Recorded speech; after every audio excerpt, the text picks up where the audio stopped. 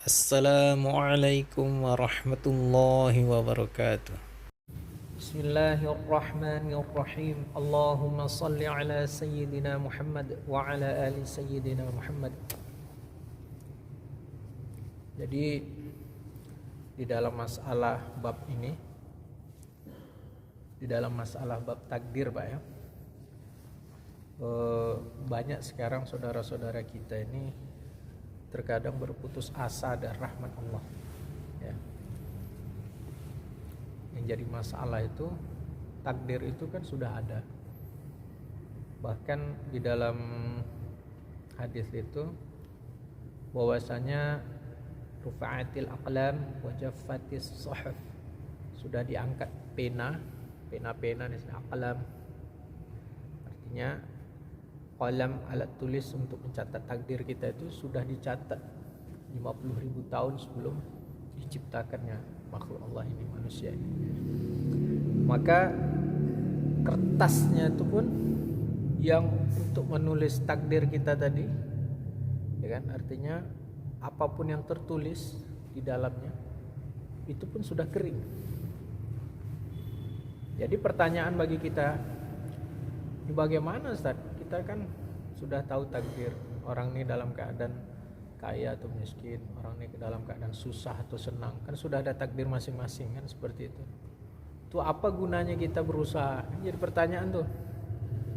Nah, ternyata takdir ini pembahasannya adalah untuk memperbaiki pertama dalamnya kita dulu. Karena ini kan bab iman, rukun iman. Jadi kalau dalamnya kita ini benar, maka akan benar nanti pelaksanaan keimanan kita. Maka yang dalam ini harus dibenarkan.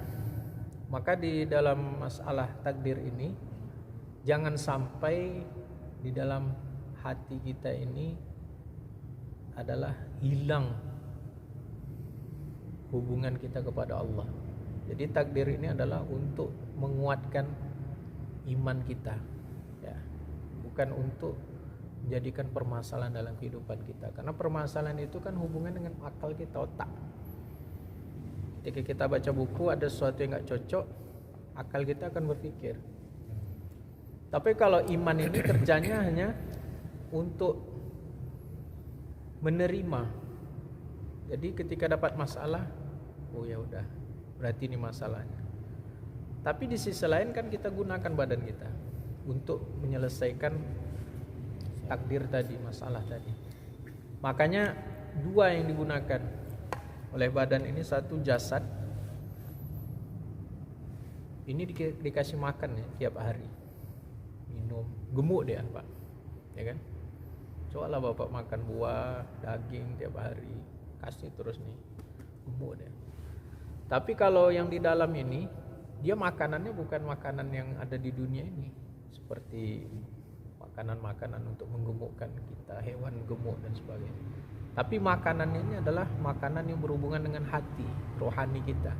Dalam ibaratnya kalau seorang itu dicabut ruhnya, badannya tetap ada utuh tapi dalamnya kosong kan gitu.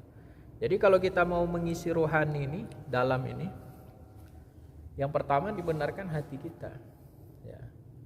Makanya sebagian orang ada yang mengadu keluhan mengenai keadaan rumah tangga, padahal sudah kaya, sudah ada uang, tapi dikatakan bahwasanya adik saya kelahi dengan ibu saya. Mengapa bisa mengatakan seperti itu? Bukan salah takdir dia kan, takdir dia kan bagus kan, dapat kemudahan dalam segi harta. Tapi ternyata karena harta tadi berebut antara anak dan ibu, karena bisnis ini sudah dijalankan dari sebelum ibu dia, sehingga anaknya bagian pemasaran. Jadi yang kita bisa simpulkan di sini, apa yang kurang sebenarnya? Kalau uang ada, beli makanan apa saja ada, tapi kok kelahi, ya kan? Antara anak dengan ibu karena masalah harta tadi. Berarti kan yang jadi masalah bukan fisiknya, yang jadi masalah itu adalah di dalamnya. Di dalamnya apa? Rohaninya kering. Nah, jadi tolak ukurnya bukan kaya, miskin, sehat, sakit, bukan itu Pak. Kebahagiaan kita bukan itu tolak ukurnya. Yang menjadikan tolak ukur kita tadi itu adalah bagaimana yakin kita benar kepada Allah, ini takdir sudah ditetapkan. Kemudian kedua, cara menyelesaikan masalah. Niat betul, cari cara yang terbaik, itu cara Allah dan Rasulnya.